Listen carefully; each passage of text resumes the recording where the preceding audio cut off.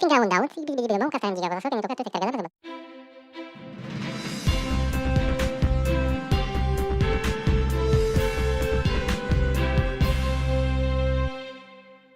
Hello, this is Jimmy T with Mule Days. Donna Bird. Welcome, Donna Bird. Thank you. It's great to see you. The countdown, how many days? Oh, 84 days. 84 days and counting. Thank you for coming on the program today. Can you give us a quick update? Yeah, I can. Be happy to. Always happy to talk Mule Days. So we've got some kind of fun things in the works. You know, when you wake up in the middle of the night with this idea and you call someone and they make it happen. And so the other day I woke up probably at 3 o'clock in the morning and went, what if Justin Lawrence sang the national anthem? Genius. You know, I don't know where that idea came from, but it popped into my head. Called Amy Cutright and said, you know, can you reach out to Justin? Would this be something? And bless his heart, he's going to sing the national anthem.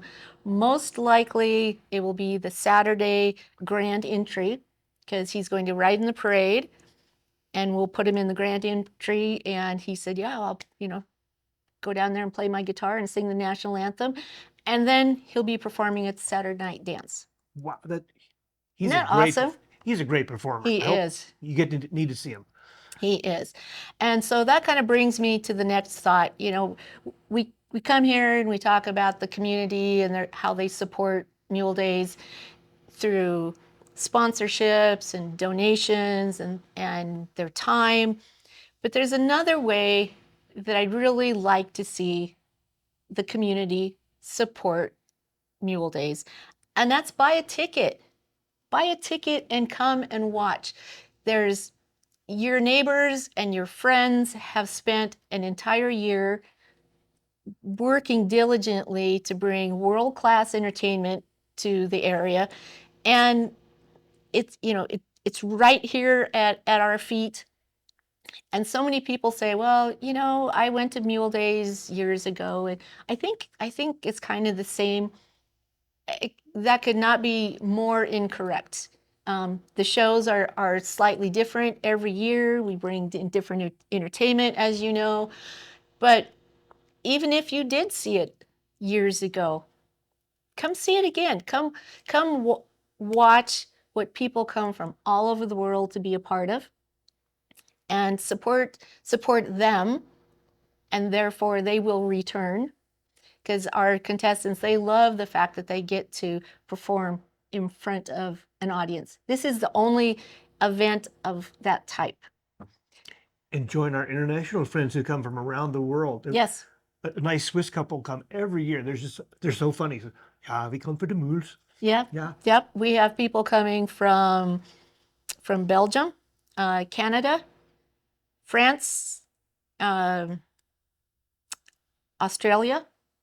You know, they're calling and saying, you know, they're buying tickets online or over the phone, and you know, they come every year. We have volunteers who come, they fly in from Hawaii to help, of all things, you know. But I would really encourage locals to come and watch the show. You told me Brittany's not coming this year, but you have a replacement. Bethany. Yeah, we don't have a Brittany. Bethany. You told me Bethany's not coming this year. With her husband does something with whips. No, so last year we had Ryder and Bethany, and they were a huge hit, and they have continued. I mean, they have just so firmly made themselves a part of the Mule Days family. They will be back possibly next year, but they helped us out even this year. You know, they helped us get our entertainment act, Tomas Garcilaso. The world class, I mean. The world famous Charo. Wow.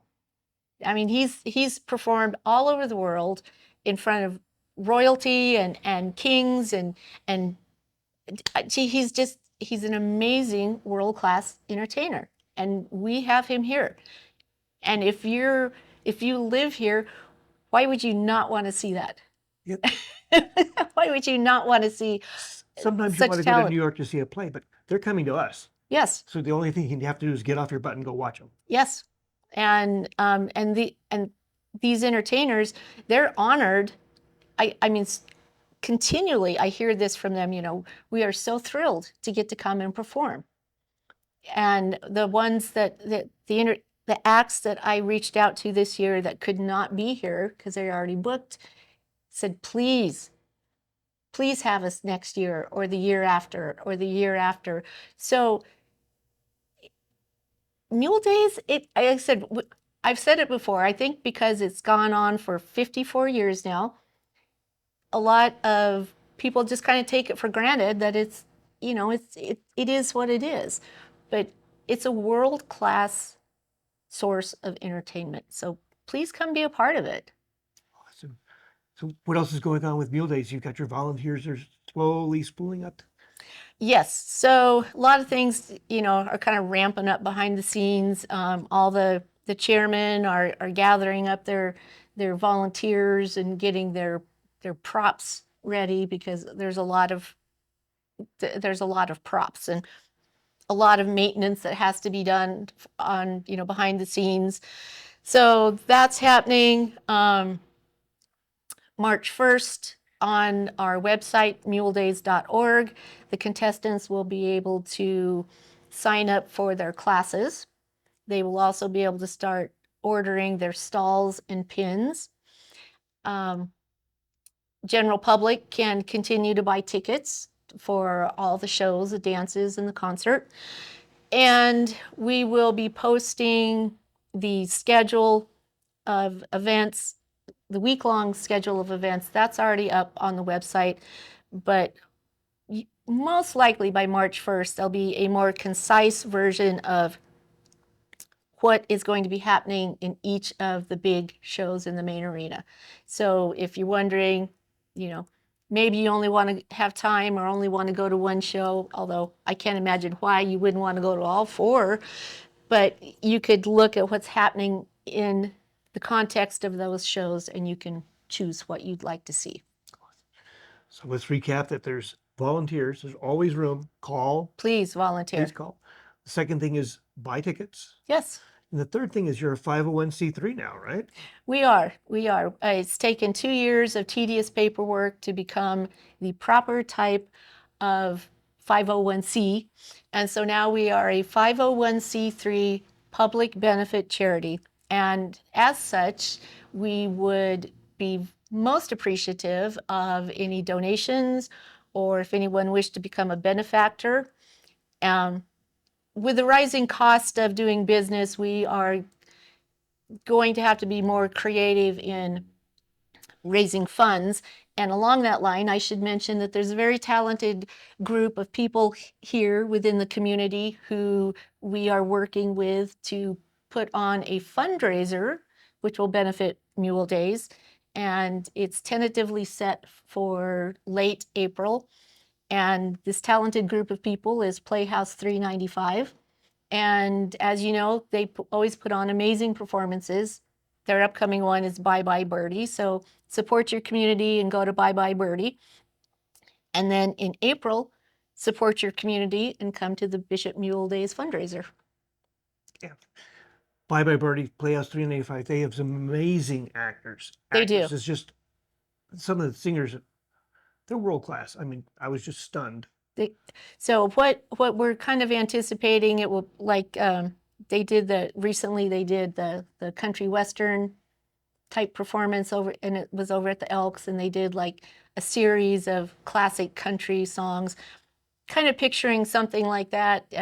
This is a very new idea. It was just in the formation stage, but we're excited to have them put on their amazing talents back on it, for the public, and to have it benefit Bishop Mule Days.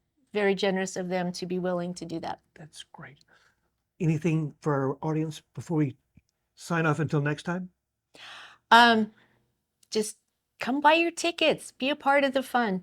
I mean, there's a reason that people come from all over the world to be a part of Mule Days, and it's here in our hometown. It's our event, and come be a part of it. Absolutely. Donna Bird, thank you for coming. I'm Jimmy T, and the most important thing is keep calm, and mule on.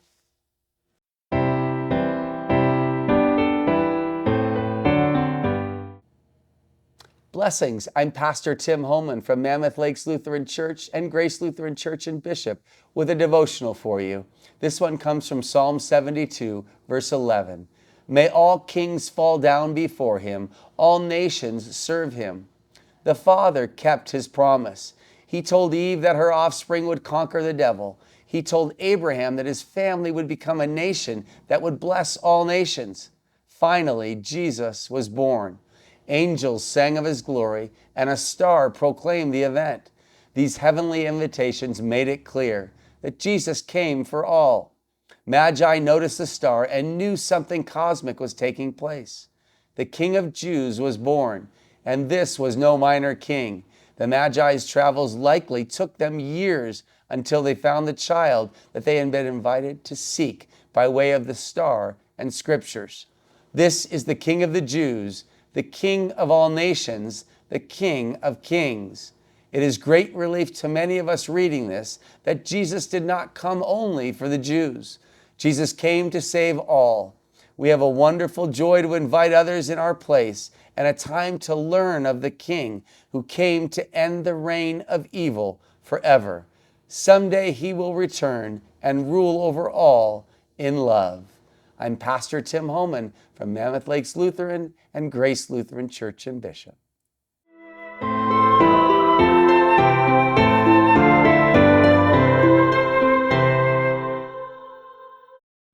You're getting ready to watch our review of Dune 2. You're watching on YouTube, so we want you to like, subscribe, and comment. And if you do, by March 4th, at the end of 5 p.m. Pacific Standard Time, we're going to do a random drawing of 4 lucky winners of a mug that we're getting ready to create for Laughing Parrot Productions. And on the other side, it's going to have film reviews with the historic Bishop Twin Theater. Here we go. Roll tape.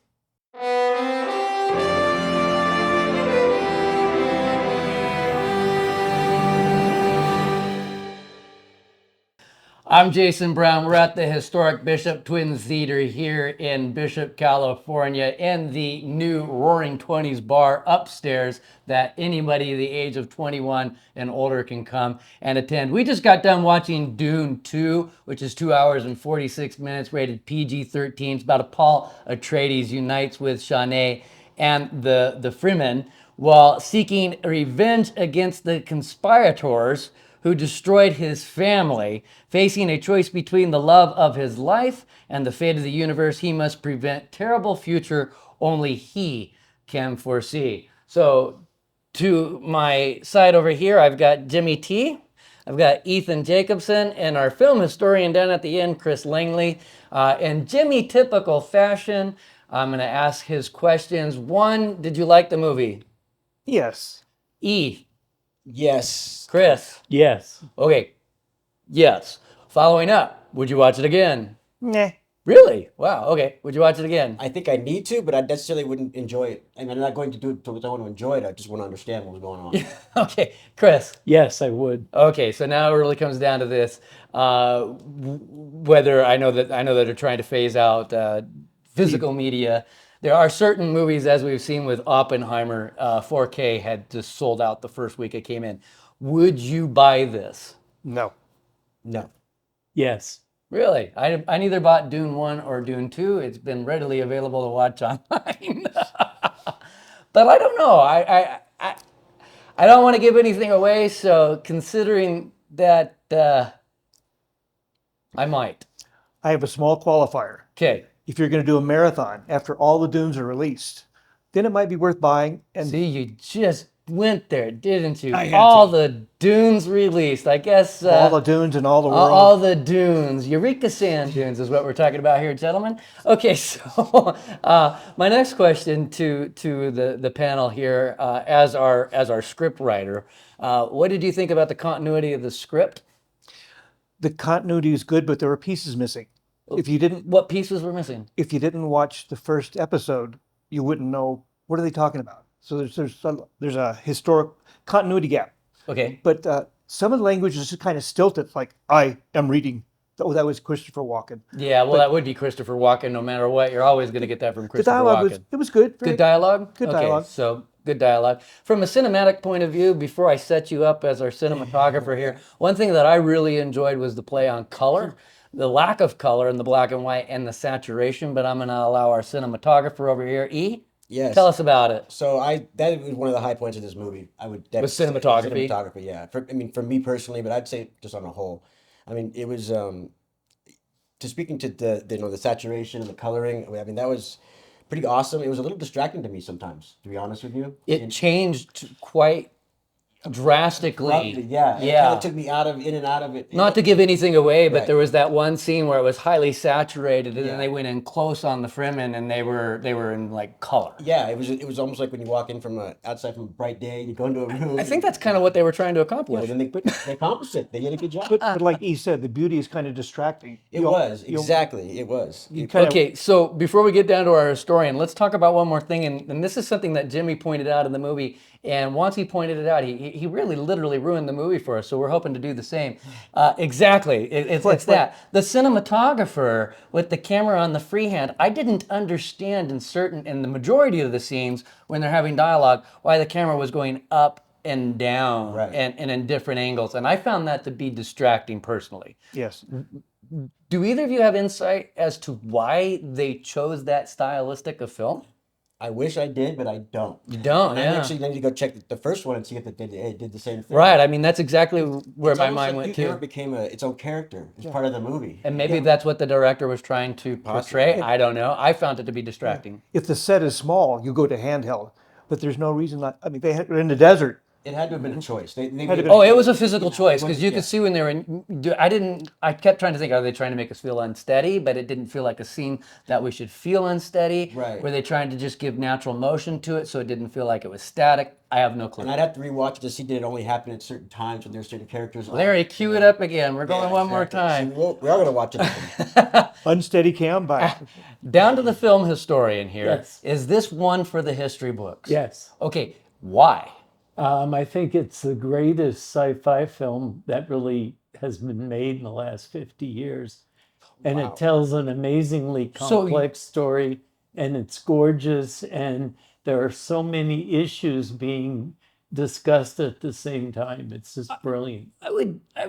I disagree. I would think Well, that E and I would I both always come have- jumping out of our chairs that 1980 Empire Strikes Back would have been one of the greatest sci-fi movies in the last 50 years. Yeah, 2001. I'm willing to go with Galaxy Star Wars Quest? as well. So I would say in But the I think- last on that- I think- 40 years, then I this think was the best sci-fi. storytelling in this is wonderful because it combines so many different cultures and mythological themes, and I just thought it was brilliant. Yeah, And I it's do really- have to. It focuses on the people instead of the big machines, which I Yeah, that's kind of true. really liked as well. Okay, I watched a review last night, and this might be controversial among you, but the guy that I watched said that the whole first hour was entirely a love scene and that you hardly see any other characters, and I 100% disagree with that. There Yeah. is a love scene going on, That oversimplifies it. but it is not the entire first hour It's of the a movie subplot. at all. It's a subplot. And I thought all the other characters had plenty of time, and there's a lot of action. I mean, a ton of action happening in between that. I'll say one thing that I got lost in the very beginning when it came to continuity as a script is, and I'm not giving anything pretty much away here, as it's right out of the gate, is when they sent him into the desert where he had to go by himself, and then all of a sudden, whatever happened with that. I don't see him coming back. The next thing he's in all these other scenes. I felt that He came back. With I got hot, confused. He came back with Hot Johnny.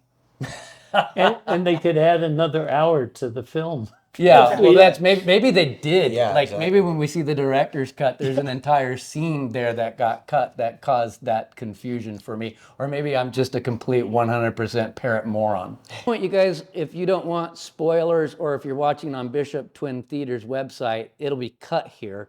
You'll want to go and watch the rest of this interview in its entirety at LPP TV, because we're going to get into actually discussing characters and potential spoilers for the movie. Hello, this is Jimmy T with Eye on Inyo. Today we're honored to have Sergeant Chris Connolly from Lone Pine. So we would like to follow up, give you a timeline of what happened with the Dorothy McQueen case. So Chris, what can you tell us? Well, I could tell you briefly, kind of with Dorothy McQueen, the homicide case. Recently, as of record yesterday, we placed Steve Allen in custody related to this homicide. This kind of goes back to pretty much the early part of 2023. We had a call of a deceased female in a field which was east of Independence. That call came in through a DWP worker that had saw something in the field. So we went out, responded, saw that there was a deceased female in the field, identified her as Dorothy McQueen. And that's kind of where the investigation started back on April 10th of 2023. And obviously now in 2024, in February, we finally made an arrest.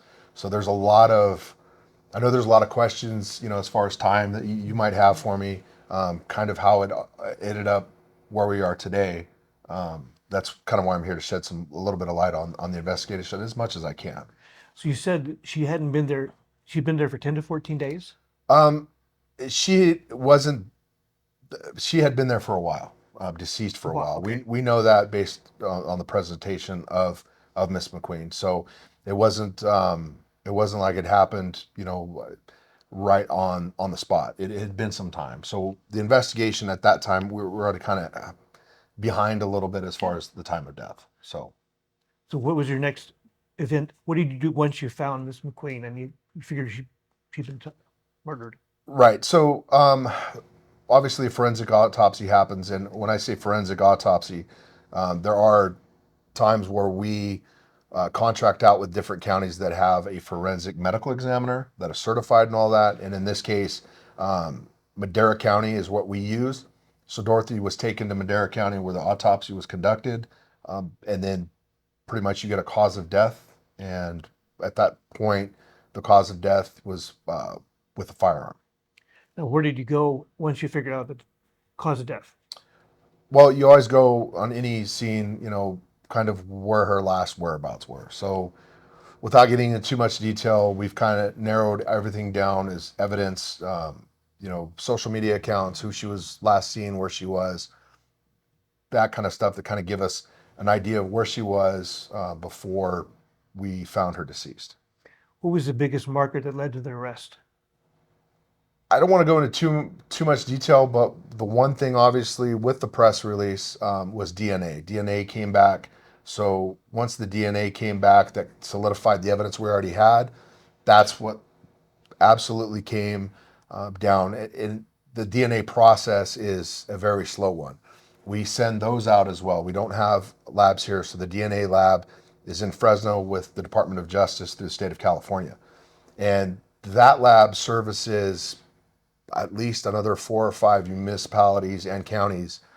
So the DNA lab that they have as far as cases is it's all kind of stacked up. And you kind of, I've reached out to DOJ, and they were great with us as understanding of where our evidence was in the process, where the collection was. So there's stages. There's identifying human DNA, identifying the microscopic, and the latent evidence. They identify that. Then it goes to another process. It gets handed over to another lab. And in this case specifically, it was the DNA lab. And there's probably 4 DNA analysts that work in that lab. And it just took a little bit of time. So once the results were finally processed, there was a match with DNA that we were looking at. We got that information yesterday morning and made the arrest yesterday afternoon. To back up just a moment, people don't understand how long it takes to get DNA evidence processed. And also there's a list of the prioritization. So if it's in a hot case, if something happened right now, they'll try to process it that first, right? Right. And you're looking at Fresno. And there's a lot of hot cases in Fresno compared to Inyo County. And that's not taking anything away from, our wants and our needs in certain cases. You're kind of left to that. We don't have our own lab here in Inyo County. We definitely don't have forensic DNA analysts that could get that information to us. There are other agencies we looked at that maybe have a speedier process, but you don't want to ship out all of your evidence to 14 different places. So DOJ is what we use, and that's what we stuck with. So you made the arrest. How did that lead? What led up to the arrest? The DNA evidence. Yeah. I could say it was just DNA evidence. I won't go into too much as far as what it was, but that was it. That's what we were waiting on. It came back and solidified the evidence we'd already gathered in the scene, and then we made the arrest. In the timeline, what were the major difficulties you had to address? Well, you're looking at 9 months, from a lot of things. The difficulties we have is Dorothy's mother, Dorothy's family, Dorothy's friends, not being able to tell loved ones and the family members, bring them any kind of information. I couldn't, tell Dorothy's mom, what we have going on other than just, trust the process, this where it's at. Until I made that phone call to Dorothy's mom, which is a good phone call and it's a bad phone call. The best, worst phone call I've ever had to make in this line, to say that we've arrested somebody for the murder of your daughter. It's one of those that you hold with you, not being able to give information even to the family members. So fortunately, in this case, with that evidence, I was able to make that phone call. It's excellent. It's hard. You got the secret.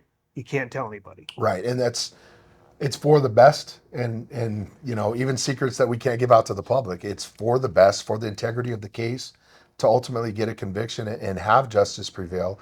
And that goes into every case that we do, not just homicides. There's cases that people want to know information, and we can't give that information out. Just we want to do the right thing, and it's frustrating. Believe me, I understand that.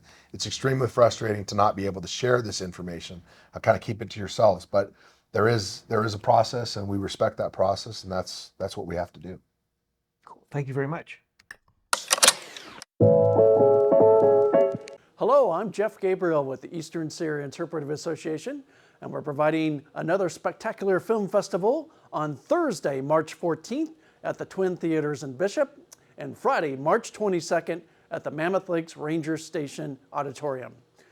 No Man's Land Film Festival has advocated for intersectionality in the outdoor adventure arena and increased visibility from athletes across the globe. This is a premier all-women adventure film festival. The showing on Thursday, March 14th at the Bishop Twin Theaters starts at 7 o'clock p.m., doors opening at 6. General admission, advance tickets is $15. Tickets at the door are $18. The final showing will be Friday, March 22nd at the Mammoth Lakes Ranger Station Auditorium at the Mammoth Lakes, California. Opening at 5:45 and the film starts at 6:30 p.m.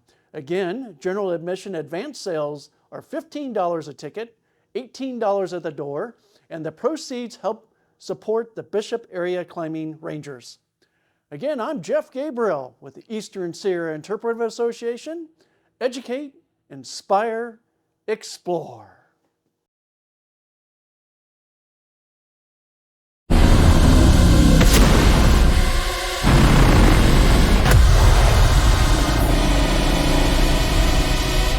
It's breathtaking. Dune, rated PG-13. Bob Marley and the Wailers. We're jamming. I think this could be very special. I wanna jam it with you. You dig? Oh,